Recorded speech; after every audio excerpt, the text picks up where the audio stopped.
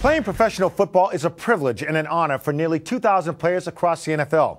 Not every player has a supermodel wife or endorsement deals with automobile and electronic giants. For some, the unemployment line is just a missed kick or a drop ball away. Shayne Graham is in his 10th NFL season, and the Patriots are the 5th team that he has kicked for. This is his story about survival in the National Football League.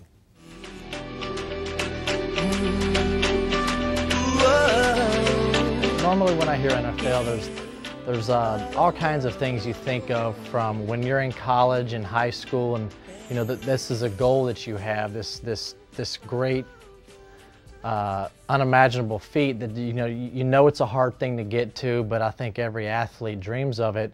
You don't really know what it is because you think it's money, you think it's cars, you think it's houses.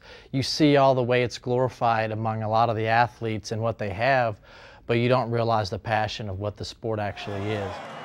In the NFL, you know, it also can be not for long because you don't know how long you're going to be with each team. It could be a year, it could be 10 years, you never know. Round, round, get around, I get around, yeah, get around, round, round, I get around, I get around. You know, I guess you really don't have loyalty to a team unless you're on a team, so I've bounced around from team to team. I guess it's easier for a kicker because we don't have playbooks to learn. It's a football, there's your skill, go do it.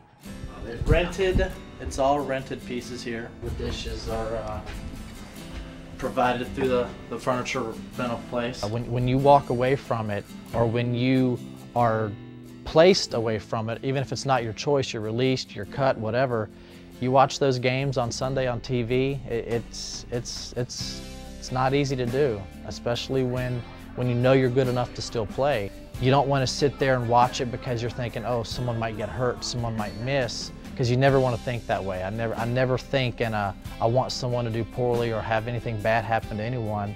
But you know, you also, you know, it's hard to watch someone else do what you do. And now that I'm playing, I was able to watch football on TV, and I loved it. And it was like this burden was lifted off my back that I was able to do that again.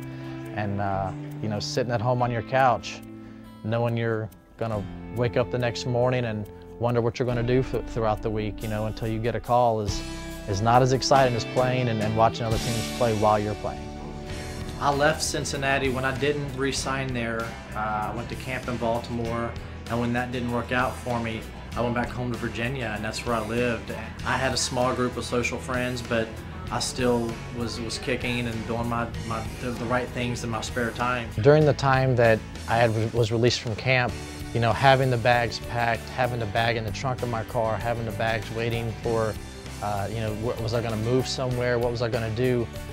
When you wait for that call, it's nerve-wracking because you don't only have to answer calls from your family that's always concerned about you and your friends and any other part of life that's going on, but you're glued to your phone. You can't go anywhere without it vibrating, and you look down and say, oh, I don't know that number, I better answer it, because that could be so-and-so calling. When the Giants kicker got hurt, I went and filled in for him for only 2 days and played in the game and was let go the next day because he was healthy again. And then I ended up coming here, and I didn't even know what the term of my stay was going to be, so I packed for a week or two, and I actually have you know, had to go buy new clothes or have new things shipped to me from home because I didn't realize I was going to be here for the rest of the season.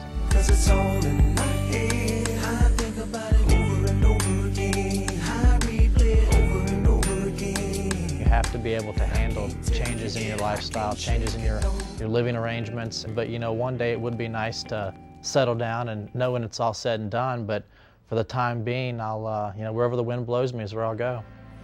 It's my life, my heart is like the open highway.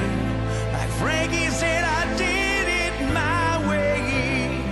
I just want to live while I'm alive. It's my life. Coming up on All Access.